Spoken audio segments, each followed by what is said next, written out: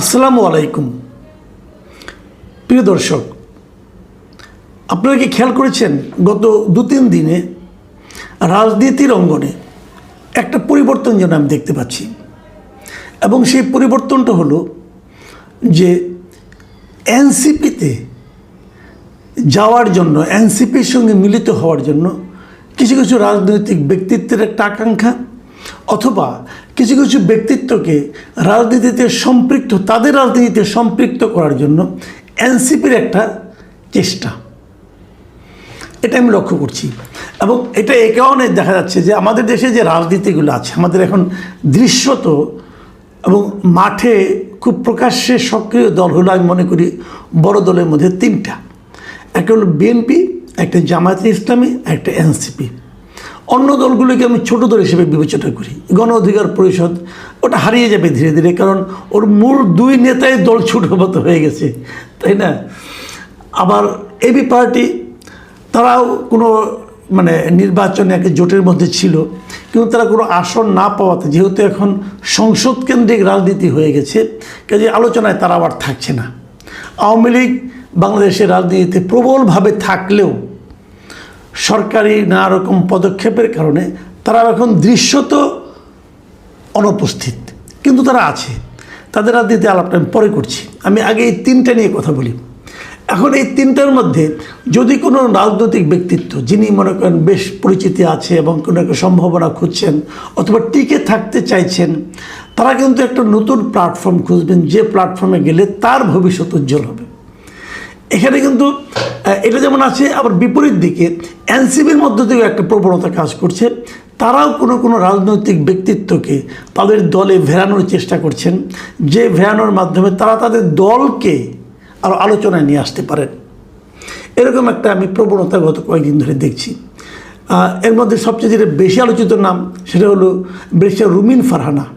উনি বিএনপিতে ছিলেন, তারপরে বিএনপি থেকে নমিনেশন দেয়নি, এবং উনি বিএনপি নমিনেশন না দেওয়ার জন্য অপেক্ষাও করেননি। উনি নিজেই স্বতন্ত্রভাবে ইলেকশনে দাঁড়িয়ে গেছেন, এবং ওখানে জামাতের প্রার্থী ছিল, বিএনপির জোটের প্রার্থী ছিল, সবার সঙ্গে একা ফাইট করে স্বতন্ত্রভাবে উনি বিজয়ী হয়েছেন। বাংলাদেশে স্বতন্ত্রভাবে নির্বাচন করে কোনো নারীর জয় আমার যদ্দূর মনে পড়ে, এটা রুমিন ফারহানাই একমাত্র ব্যক্তি। তো যাই হোক, উনি বিজয়ী হয়েছেন, এবং উনি বাংলাদেশের খুবই একটা পরিচিত মুখ। বিভিন্ন মিডিয়াতে ওনাকে দেখা যায় সরব উপস্থিতি। আওয়ামী লীগ যখন বিএনপিকে একদম কর্নার করে রেখেছিল, তখনও সংসদে রুমিন ফারহানার আমরাও সরব উপস্থিতি আমরা দেখতে পেয়েছি। রুমিন ফারহানা দল থেকে সে স্বীকৃতি পায়নি, অথবা ভুল বুঝাবুঝি হয়েছে, আমি বলতে পারবো না, কিন্তু উনি নমিনেশন পায়নি বিএনপি থেকে, উনি এককভাবে নির্বাচিত হয়েছে। হয়তো অনেকে ভেবেছিল যে নির্বাচিত হতে পারলে হয়তো তাকে বিএনপি আবার ফেরত নেবে, কিন্তু সে ধরনের কোনো সম্ভাবনাও দেখছি না। রুমিন ফারহানার দিক থেকে যে সে ধরনের কোনো প্রচেষ্টা ছিল না, সেটা আমি বলতে পারবো না, কারণ আমার কাছে দৃশ্যত মনে হয়েছে একটা প্রচেষ্টা ওনার ছিল। সেটা কীভাবে ছিল সেটাও বলি। আপনার মনে আছে নিশ্চয়ই আপনাদের, যে সংসদ সদস্য যেদিন শপথ হয়, সেদিন কিন্তু বিরোধী পক্ষের একটা দাবি ছিল যে সংবিধান সংস্কার পরিষদের সদস্য হিসেবে শপথ নিতে হবে। সেই সংবিধান সংস্কার পরিষদের সদস্য হিসেবে কিন্তু স্বতন্ত্র সদস্য হয়েও রুমিন ফারহানা শপথ নেননি, এবং এই না নিয়ে উনি বুঝিয়েছেন যে বিএনপি যেভাবে ভাবছে, ওনার ভাবনার সঙ্গে বিএনপির ভাবনা মিল আছে। আমি ওটা দেখে প্রাথমিকভাবে মনে করেছিলাম হয়তো বিএনপি তাকে আবার নিয়ে নেবে, কিন্তু বিএনপি তা করেননি। আমি যতটুকু জেনেছি যে রুমিন ফারহানার সঙ্গে এনসিপির একটা যোগাযোগ চলছে। এটা কোন পক্ষ থেকে চলছে তা বলতে পারবো না, তবে এনসিপির একজন নেতা তো প্রকাশ্যে আমার কাছে এটা স্বীকারও করেছেন যে রুমিন ফারহানার সঙ্গে তাদের একটা যোগাযোগ হচ্ছে। এখন আমরা হাইপোথেটিক্যালি ধরেন যদি রুমিন ফারহানা এনসিপিতে যোগ দেন, তাহলে কিন্তু এনসিপির অবস্থানটা একটু পোক্ত হবে। কিন্তু আবার একটা প্রশ্ন উঠবে, রুমিন ফারহানা এনসিপিতে কী হিসেবে যাবেন? আবার সেখানে আরেকটা প্রশ্ন উঠবে, রুমিন ফারহানার সঙ্গে এনসিপির নীতিগত মিলটা কীভাবে হবে? এই সমস্ত প্রশ্ন নিয়ে আলোচনা চলতে থাকবে, এবং এই আলোচনায় তেমন একটা জোরালো হওয়ার আগেই আমরা আরেকটা দেখতে পেলাম। সেটা হলো চট্টগ্রামের সাবেক মেয়র মঞ্জুর আলম, তার সঙ্গে দেখা করতে গিয়েছিলেন হাসনাত আবদুল্লাহ, এনসিপির বড় নেতা। এবং সেখানে ওনারা একটা মিটিং করেছেন, লম্বা মিটিং ছিল। সেই মিটিংয়ের পর হাসনাত আবদুল্লাহকে সেখানে হেনস্থা হতে হয়েছিল অন্ততপক্ষে যুবদল, ছাত্রদলের কিছু ছেলেদের কাছে। তারা জিজ্ঞাসা করেছিল, আপনারা ফ্যাসিবাদের দোসরের কাছে কেন এসেছেন? কিন্তু তাদের এই যে বিক্ষোভ করা, প্রশ্ন করা, হইচই করা, এটা আসলে আমি মনে করি ভিত্তিহীন এই কারণে মঞ্জুর আলম তো বেসিক্যালি ফ্যাসিবাদের দোসর ছিল অনেক, 2009 সালের পর থেকে সে আওয়ামী লীগের সক্রিয় কোনো অবস্থানে ছিল না। বিএনপির হয়ে মেয়র হয়েছিল, গত নির্বাচনও সে বিএনপির পক্ষেই ছিল। বিএনপির পক্ষে সে নির্বাচনী প্রচারণা চালিয়েছে বিভিন্ন প্রার্থীর পক্ষে। তারেক রহমান সেখানে যাওয়ার পর ওনাকে ফুলের সম্বর্ধনা দিয়েছে, বেগম জিয়াউর রহমানের রোগ মুক্তি কামনা করে মিলাদ করেছেন উনি। কাজে ওনাকে সরাসরি ফ্যাসিবাদের দোষর বলা যাবে কি না, এটা আমার সন্দেহ আছে। কিন্তু প্রশ্ন হলো, উনি বিএনপির লোক হন আর যাই হন, ওনার কাছে হাসনাত আবদুল্লাহ গেলেন কেন? কেউ কেউ এমনও বলছেন যে হাসনাত আবদুল্লাহ গিয়েছিলেন যে চট্টগ্রাম সিটি কর্পোরেশনের নির্বাচন যখন হবে, সেই নির্বাচনে মঞ্জুর আলম সাহেব নিজেই তো একটা ফিগার, কিন্তু উনি ওই এলাকায় চট্টগ্রাম শহরে ওনার বেশ একটা গ্রহণযোগ্যতা আছে এবং সবাই ওনাকে পছন্দও করেন। উনি মেয়র ছিলেন, এর আগে কমিশনার ছিলেন। কাজে উনি একজন খুবই শক্তিশালী প্রার্থী। এরকম একটা প্রার্থী যদি এনসিপি পেয়ে যায়, তাহলে এটা এনসিপির জন্য কিন্তু একটা ইতিবাচক দিক হবে। আবার মঞ্জুর আলমের জন্য একটা দলীয় ব্যানার পাওয়াটা তো লাভজনক বটেই। তো এরকম একটা লাভ ক্ষতির হিসাব কিন্তু অনেকে করেছেন, এবং আমি একটা মিডিয়াতে এরকম দেখেওছিলাম যে উনি এনসিপি প্রার্থী হচ্ছেন, বাট ওনার নিজের কোনো বক্তব্য আমি এখনও পাইনি। আমি এটা নিয়ে ওনার কিছু জিজ্ঞাসাও করিনি। আমি কেবল আলোচনাগুলি বলছি আপনাকে। এই হলো একটা দিক। তো বড় বড় বিগ ফিগারকে তাদের দলে টানার চেষ্টা করছে এনসিপি। আবার আজকে দেখলাম যে 3টা পার্টি, সেই 3টা পার্টি কি এবি পার্টি, আপ বাংলাদেশ ও বৈষম্যবিরোধী ছাত্র আন্দোলন, এখান থেকে 44 জন নেতা আজকে এনসিপিতে যোগ দিয়েছেন আজকে। এবং এরা মোটামুটি আন্দোলনের সময় পরিচিত মুখ ছিলেন। তো এরা যোগ দেওয়ার যে অনুষ্ঠানটা হয়েছে, সেই অনুষ্ঠানে এনসিপির যিনি আহ্বায়ক মিস্টার নাহিদ ইসলাম, উনি একটা গুরুত্বপূর্ণ কথা বলেছেন। গুরুত্বপূর্ণ আমাদের এই আলোচনার জন্য গুরুত্বপূর্ণ আর কি। তিনি বলেছেন যে ছাত্রদল হোক, ছাত্র শিবির হোক, ছাত্র অধিকার পরিষদ, এমনকি ছাত্র লীগ হোক, আমি রিপিট করছি, এমনকি ছাত্র লীগ হোক, তার সাবেক পরিচয় আমাদের কাছে মুখ্য নয়। তারা যদি কোনো ফ্যাসিবাদের অংশগ্রহণকারী না হয়, গণহত্যায় অংশগ্রহণকারী না হয়, গণহত্যাকে সমর্থন না করে থাকে, চাঁদাবাজ দুর্নীতির অভিযোগে অভিযুক্ত না হয়, সন্ত্রাসী না হয়, তাহলে ওনারা তাদেরকে তাদের দলে নিয়ে নেবেন। এই ছিল মূল বক্তব্যটা। এখানে কিন্তু খুব ইন্টারেস্টিং একটা পয়েন্ট হলো, ছাত্রলীগ হলেও তাদের কোনো আপত্তি নেই। এই জায়গাটাতে কিন্তু একটা বড় ইঙ্গিত আমি দেখতে পাচ্ছি। এমন কিন্তু আওয়ামী লীগ হতে পারে, কোনো সমস্যা তো নাই। তার বিরুদ্ধে চাঁদাবাজির, গণহত্যার, দুর্নীতির অথবা ফ্যাসিবাদের দোষর হওয়ার যদি অভিযোগ না থাকে, তাহলে হতে পারে। আওয়ামী লীগের অনেক লিডার কিন্তু আছেন যারা নাকি আওয়ামী লীগ সরকারের সময় কোনো সুবিধা পান না, বরং নির্যাতিত হয়েছেন, তারা হয়তো আসতে পারেন। তাহলে লক্ষ্যটা কি? লক্ষ্যটা হলো এনসিপি তার দলকে বড় করতে যাচ্ছে, এবং সেই বড় করার পদ্ধতি হলো যে অন্য অন্য দল থেকে লোকজনকে ভাগিয়ে নিয়ে এসে তার দলে ঢোকাতে যাচ্ছে। আবার বিপরীত দিকে অনেক লোক আছেন যারা রাজনীতি করতে চান কিন্তু কোনো প্ল্যাটফর্ম পাচ্ছেন না, একা একা কীভাবে থাকবেন, তারাও এনসিপিতে আসতে যাচ্ছেন। দেখুন, এটা হওয়াটা অস্বাভাবিক কিছু না, কিন্তু যে প্রক্রিয়ায় এই কাজগুলি ঘটছে সেটা নিয়ে আমার একটু প্রশ্ন আছে, আমার একটা অবজারভেশন আছে।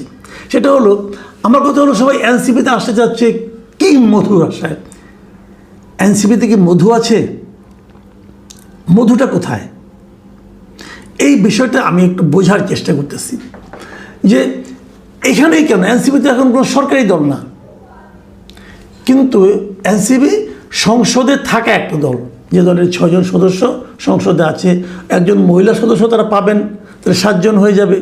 তাহলে 7 জন লোকের একটা দল যারা সংসদে থাকছে, তাদের দলের একজন আপনার লিডার হতে পারাটা হয়তো অন্য অন্য অনেক দলের চেয়ে গুরুত্বপূর্ণ। যেমন গণ অধিকার পরিষদ, এই দলের তো কেউ নেই, যদিও একজন আছেন আমাদের নুরুল হক নূর সাহেব, কিন্তু উনি তো মানে নির্বাচিত হওয়ার পর, এমপি হওয়ার পর, প্রতিমন্ত্রী হওয়ার পর উনি যেন মিডিয়া থেকে হারিয়ে গেছেন। রাশেদ খান উনি তো বিএনপিতেই জয়েন করেছেন। তো এই দল কিন্তু ধীরে ধীরে বিলুপ্ত হয়ে যাবে আমার ধারণা। এটা তো টু ম্যান পার্টি ছিল এতদিন, সেখান থেকে অনেকে চলে আসতে পারেন, এগুলো হবে। এবি পার্টি ধীরে ধীরে কী হবে আমি জানি না। এবি পার্টি দুজন বড় নেতা আছেন যাদেরকে মিডিয়াতে আমরা দেখতে পাই। তো তারপরেও আমি মনে করি যে এনসিপি ওইভাবে তুলনা করলে একটু বেটার পজিশনে আছেন। কিন্তু আরেকটা প্রশ্ন আমার আছে, এই যে এবি পার্টি অথবা আপ বাংলাদেশ, এই যে পার্টিগুলোর লোক এনসিপিতে জয়েন করলো, এবি পার্টি এবং আপ বাংলাদেশ সম্পর্কে কিন্তু একটা প্রচারিত একটা ধারণা ছিল যেগুলো জামাতেরই বি অথবা সি টিম, এরকম একটা টিম ছিল। এবং এনসিপি যখন জামাতের সঙ্গে মিলে ইলেকশন করলো তখন সবাই এটাও বললো যে আসলে মূল বি টিম হচ্ছে এনসিপি। তো এরা যদি সি ডি, এরা যদি এসে বি এর সঙ্গে মিলিত হয়, এতে কিন্তু অবাক হওয়ার কিছু নাই। হয়তো জামাত সিদ্ধান্ত নিয়েছে এত উইং আর রাখবো না, মূল উইং একটাই থাকবে। এখন আপনি তো বলবেন যে এনসিপিকে জামাতের এ টিম বি টিম বলাটাকে ঠিক হচ্ছে কিনা, হয়তো ঠিক হচ্ছে না। কিন্তু একটা কথা বলেন, একটা জোটের মাধ্যমে নির্বাচন করেছে জামাত এবং এনসিপি, তো মূল দল তো জামাত। তো এখন বিরোধী দলের হুইপ হচ্ছে কে? এনসিপির যিনি প্রধান নাহিদ ইসলাম তিনি। এটা আমার কাছে একটু অস্বাভাবিক লেগেছে। জামাত তো তার দল থেকে কেউ হুইপ বানাবে, কারণ যখন এনসিপির থেকে একজন হুইপ হয়ে যাচ্ছে, চিফ বিরোধী দলীয় হুইপ হচ্ছেন, বিরোধী দলীয় চিফ হুইপ হচ্ছেন নাহিদ ইসলাম, তাহলে কি হচ্ছে যে সংসদে যে সিদ্ধান্তগুলো জামাত নেবে এনসিপিও তার সঙ্গেই থাকবে, কারণ পুরো বিরোধী দলের চিফ হুইপ তো নাহিদ ইসলাম। কাজেই ওখানে জামাত এবং এনসিপির কিন্তু মতবিরোধের কোনো সুযোগ থাকছে না। কিন্তু তাহলে এনসিপি যে একটা আলাদা রাজনৈতিক দল, সেই বৈশিষ্ট্য কিন্তু আর থাকছে না। এই যে আলাদা রাজনৈতিক দলের বৈশিষ্ট্যটা হারিয়ে ফেলা, এটা আমি মনে করি একটা রাজনৈতিক দলের জন্য এর চেয়ে মানে বড় দুঃখের আর কিছু হতে পারে না। তো এভাবে মানে জামাতে ইসলামের একটা অঙ্গ দল হিসাবে অথবা বি পার্টি হিসাবে জামাত ইসলামের বি টিম হিসাবে থাকতে পারাটা একটা দলের জন্য কতটুকু সম্মানজনক আমি জানি না।